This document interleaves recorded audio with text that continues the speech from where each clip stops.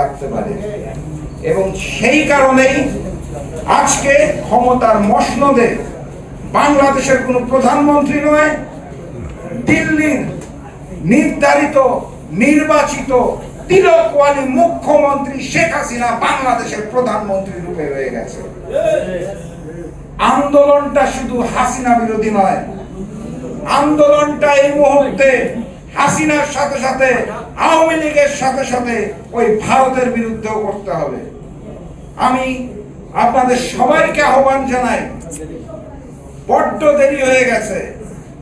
আল্লাহর ওয়াস্তে মহান রব্বুল আলামিনের নামে এখন আর ওই বাম ডানের বিভেদ সৃষ্টি করতে যাবেন না। সেলিম ভাই বক্তব্যে বলেছে বিএনপির সাথে বৈঠকের কথা। আমরা বাংলাদেশের যে 63টি বিরোধী দলের কথা বলা হয়েছে, বাম ডান বুঝি না, ইসলামিক দল বুঝি না, জামাত বুঝি না, সবাইকে একত্রিত যদি আমরা হতে পারি সেই দিনই সম্ভব শেখ হাসিনা, আওয়ামী লীগ এবং ভারতীয় আগ্রাসনকে রুখে দেওয়া। এর আগে হবে না। এবং একই সাথে সাথে সেই গণ অভ্যুত্থানটা সৃষ্টি করতে হবে, জনগণকে রাজপথে নেমে আসতে হবে। স্মরণ সভা এসি হল রুমে ঠিক আছে, আন্দোলন সংগ্রাম এসি হল রুমে চাই না। রাজপথে নামবো, কাঁধে কাঁধ মিলিয়ে আন্দোলন করব, স্লোগান তুলবো, ওই ভারতীয় আগ্রাসন রুখে দিবে এবং শেখ হাসিনার পতন নিশ্চিত করবো ইনশাআল্লাহ। শফিউল আলম প্রধানের স্মরণ সভায় এই শপথটা আমরা সবাই মিলে নিতে চাই। আন্দোলনের ডাক আসলে আর পিছু হটা যাবে না, একত্রিত হয়ে একসাথে সেই আন্দোলনটা গড়ে তুলতে হবে এবং ভারতীয় আগ্রাসনকে রুখে দিতে হবে। আজকে যাওয়ার পূর্বে সবার কাছে আহ্বান জানাচ্ছি, এই শপথটা নিয়ে এই হলরুম ত্যাগ করবেন। আর সর্বশেষ যে কথাটা বলতে চাই,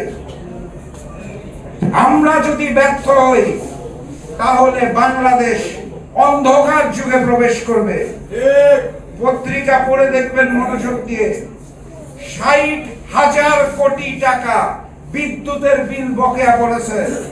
বাংলাদেশ সরকার ডলার নাই দেখে বিদ্যুতের বিল দিতে পারছে না। কাতারের কাছে বাংলাদেশ সরকার গত সপ্তাহে অনুরোধ করেছিল বাকিতে গ্যাস আনার জন্য, তরল গ্যাস। কাতার সরকার স্পষ্ট ভাষায় বলে দিয়েছে, তোমাদের ডলার নাই, তোমরা বিল দিতে পারবে না, বাকি বকেয়ার ব্যবসা তোমাদের সাথে আর করব না। বিদ্যুতের বিল না দিলে অন্ধকার যুগ শুধু ঘরের বাতিতেই নয়, আস্তে আস্তে সেটা সারা দেশে ছড়িয়ে পড়বে। যেদিকে দেশ আগাচ্ছে, আমি চাই না আমার 2 সন্তান এই অন্ধকার যুগে থাকুক। আপনারাও চান না আপনাদের পরবর্তী প্রজন্ম এই দিল্লির পাঁচাটা সরকারের অধীনে একটি অন্ধকার বাংলাদেশ যুগে থাকুক। বক্তব্য দীর্ঘায়িত করব না। মহান রব্বুল আলামিনের নামে আমি শপথ করছি, যদি রক্ত দিতে হয় রক্ত দেব, প্রয়োজনে শহীদ হব ওই বিএনপি জামাতের নেতা কর্মীদের মতো। কিন্তু দিল্লির আগ্রাসন থামার আগ পর্যন্ত শফিউল আলম প্রধানের মতো আগ্রাসন বিরোধী আন্দোলন চলবে এবং ফ্যাসিস্ট হাসিনা সরকারের পতনের আগ পর্যন্ত আন্দোলন থামবে না ইনশাআল্লাহ। আপনারা সবাই দোয়া করবেন আমার মরহুম পিতা, তাকে যেন মহান রব্বুল আলামিন বেহেশত নসিব করেন। এবং আপনাদের কাছে আমি অনুরোধ জানাবো, আন্দোলন সংগ্রামে আর পিছু ওঠেন না। আল্লাহর ওয়াস্তে অনেক দেরি হয়ে গেছে, একত্রিত হয়ে আন্দোলন করব। রব্বিরহামহুমা কামা রাব্বায়ানি সাগীরা।